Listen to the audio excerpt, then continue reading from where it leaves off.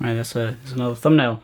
The Pokemon Manga is something you may not have read. You've obviously heard of Pokemon, probably. But the manga is what I would call the best story version of Pokemon that exists. Specifically the first arc based on, red, blue, and green, the original games, because this was based on the games. The anime was loosely based on the games and more just its own thing. The anime, and then there was that new anime that was like based on this a bit more. I haven't seen the other one. All I know is the I'm Ash Ketchum and I'm gonna Ash catch him, and I'm gonna catch that ash. I'm gonna catch that ash. But this is a manga about the Pokemon game, which means it's better. The thing that makes this different from the anime is basically the characters are better. Ash is obviously called Red in this because this came out at the same time as the game in Japan, quite recently afterwards, and it follows the story of Red and his encounters with Team Rocket and all that stuff, getting to get all the badges and get to the Pokemon League. Now in the anime, which really is not connected at all. I should stop referencing the anime, but everybody knows the anime, so I'm gonna, show the differences. Is basically it follows the game to the point where Red does do everything you do in the game. He does defeat Giovanni. He does get all the 8 badges. He does defeat the Elite Four, and he does become a fucking badass with his Pokemon. Ash they wanted to make an anime where Ash would be continually shit so that he would never achieve his goals, and thus kids can constantly pretend to be him. It's like, I'm gonna be Ash. I'm going on a journey. I'm going on with Ash. I'm gonna be like him. And, he didn't fucking go anywhere, but Red has a full arc. And Gary, also known as Blue, is a cool guy. He's not, Gary is like a real boy. And also, the girl, Green. Red, blue, and green. Yeah, those are the 3 colors. So basically just think of what happens in the game. You go around, start in Pallet Town, Oak gives you a Pokedex, you go around and there's that. But it's obviously more than just a manga version of what happens in the game. It has its own little cool moments, it has its own characters, and it has a lot of fleshing out of certain characters, like gym leaders, and basically it's less about Ash and some friends he picks up along the way. The Brock and Misty are in here, but they're just gym leaders.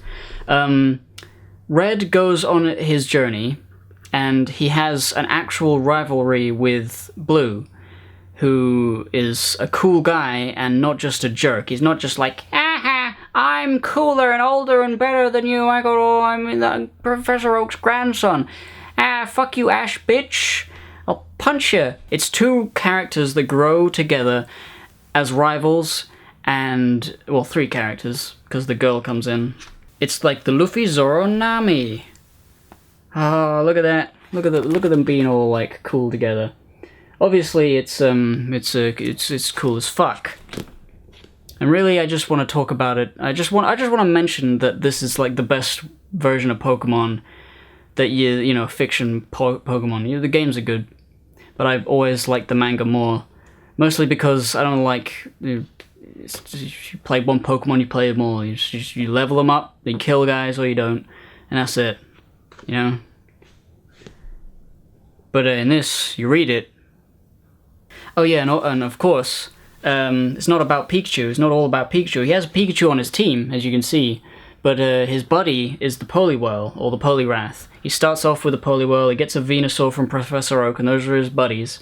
And it grows over time. He finds the Snorlax, he gets the Snorlax on his team. It's like his team's getting way cooler and bigger and stronger. By the end, he goes back to Pallet Town. There's a scene where he's like, he's showing off to all the little kids of Pallet Town. Look, oh my god, it's the famous Red.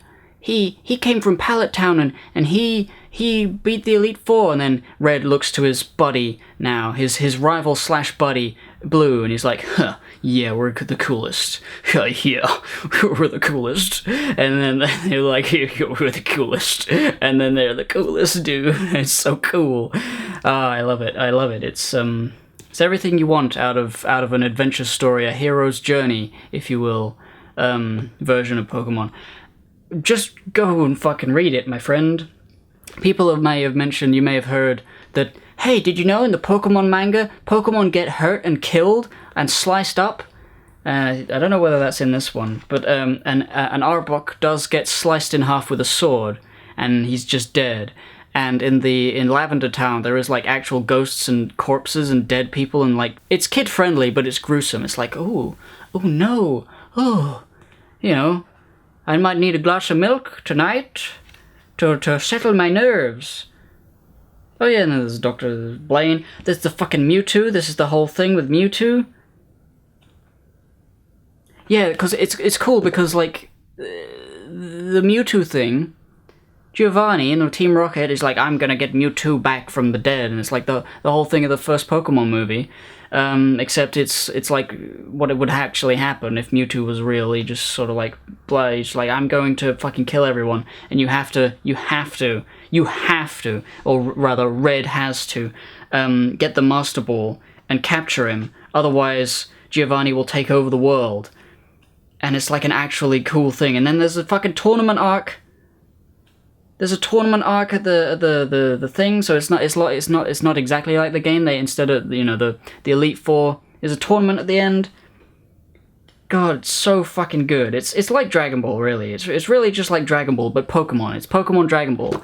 If you like Dragon Ball, and if you like adventure, I mean, it's called Pokemon Adventures. Why didn't I just say that? That's all you need to know. It's Pokemon Adventures. Very good manga. Very Pokemon. Pokemon's great, except nothing's about Pokemon's great except for Pokemon Adventures. Go buy Pokemon Adventures now at your local fucking area, the way you buy things. He's got his fucking a Charizard. He's not fucking a Charizard. He's got a fucking Charizard. Hey, there's a Golduck and there's a little Mr. Mime. Oh my god, it's the Mr. Mime. Then he goes and he finds Zapdos, and he does everything in the first game. Oh, it's great. But don't read beyond the first arc. At the end of Red's story begins Yellow's story, and I never found that to be very interesting or paced very well, and I got bored and I stopped reading. And then, then they have, they have Gen 2, which I never played Gen 2. Have I been out of focus this whole time? I don't even know. Then they have, like, Gen 2, which might be Yellow. I don't know. I didn't read it. But I did skip ahead to see Gen 3, because Gen 3 is my gen. It's one I grew up on. I know it's not necessarily, like, one of the best gens. I just have an affinity for it because I grew up with it. So I wanted to see what Gen 3 is like, and it's shit, because, you got May, and you got the guy. You got Brian, or whatever. Stupid name for a Pokemon character. Brian? Brian!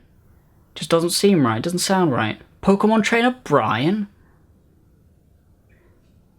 Was it even Brian? I don't know whether it was Brian. Maybe I'm making that up. But there was the guy and there was May. Everyone knows May. May's great. She's hot. She's cool.